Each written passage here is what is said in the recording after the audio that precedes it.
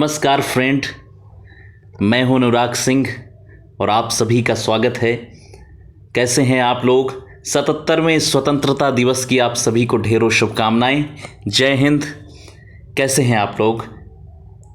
देखिए दोस्तों, ये 15 अगस्त का अपना महापर्व इस महान देश भारत के लिए एक नए सवेरे के रूप में आया, क्योंकि 15 अगस्त 1947 को हमने अंग्रेज़ों से अपने आप को स्वतंत्र कराया और हमने स्वतंत्रता का अनुभव अपने लोगों के साथ शेयर किया। हजारों लाखों क्रांतिकारियों की लाखों बलिदानों के बाद ये स्वतंत्रता हमें प्राप्त हुई और इस बलिदान में, इस स्वतंत्रता के महायज्ञ में हजारों लोगों ने अपना बलिदान दिया। लेकिन उसमें सबसे छोटी उम्र के एक हमारे क्रांतिकारी खुदीराम बोस थे, जिन्होंने मात्र 16 साल की उम्र के आसपास थी उनकी उम्र जब उन्होंने अपना बलिदान दिया। जब उनको फांसी हुई तो हमें उनको और उन सबसे उम्र दराज हमारे एक महान योद्धा बाबू कुंवर सिंह जी, जिन्होंने 80 वर्ष की अवस्था में भारत के लिए लड़ते हुए अपने प्राण त्यागे और अपनी तलवार से अंग्रेज़ों के दांतों को खट्टा किया। और ये जो हमें स्वतंत्रता मिली, विरासत, हमें ये जो हमारी विरासत है, ये बहुत आसानी से नहीं मिली। हजारों के सिर कटे, तलवारें चली, तब मिली। और इसी बात को ध्यान रखते हुए मुझे एक पंक्ति याद आ रही है कि तलवारों पर सर वार दिए, अंगारों में जिस्म जलाया है, तब जाके कहीं हमने सर पर ये केसरी रंग सजाया है। ऐ मेरी ज़मीं अफसोस नहीं जो तेरे लिए 100 दर्द सहे, महफूज रहे तेरी आन सदा जिस्मों से निकल कर खून कहे।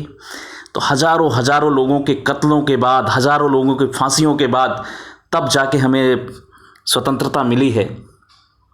थोड़ी बातें मैं आपके साथ और शेयर करना चाहता हूँ।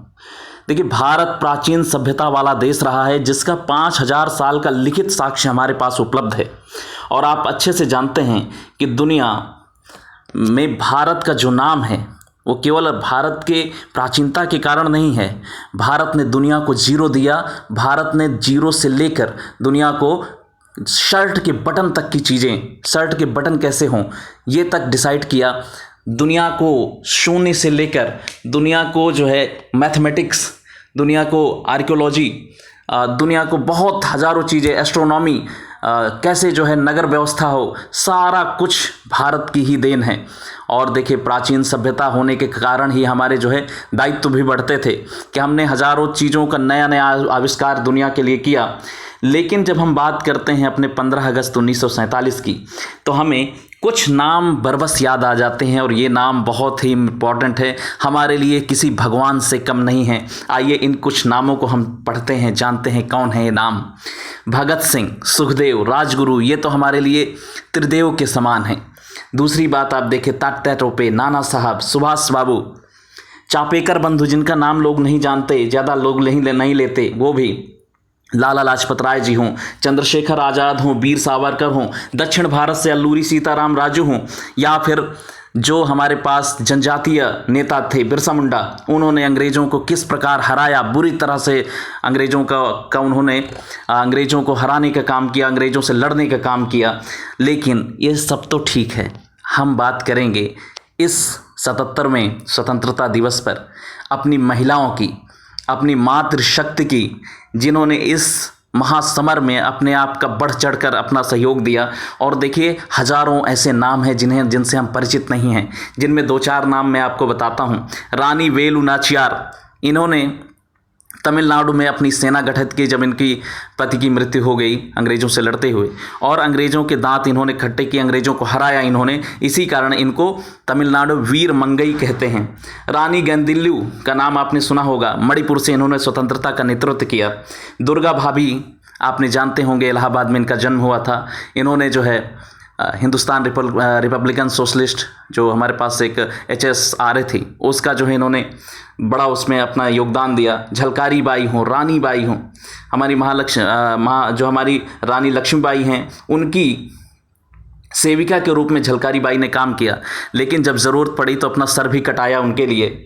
आप देखते हैं राजकुमारी अमृता कौर हैं, विजय लक्ष्मी पंडित हैं, कस्तूरबा गांधी जी हमारी हैं, कमला देवी चट्टोपाध्याय हैं, या फिर अरुणा आसफ अली हैं।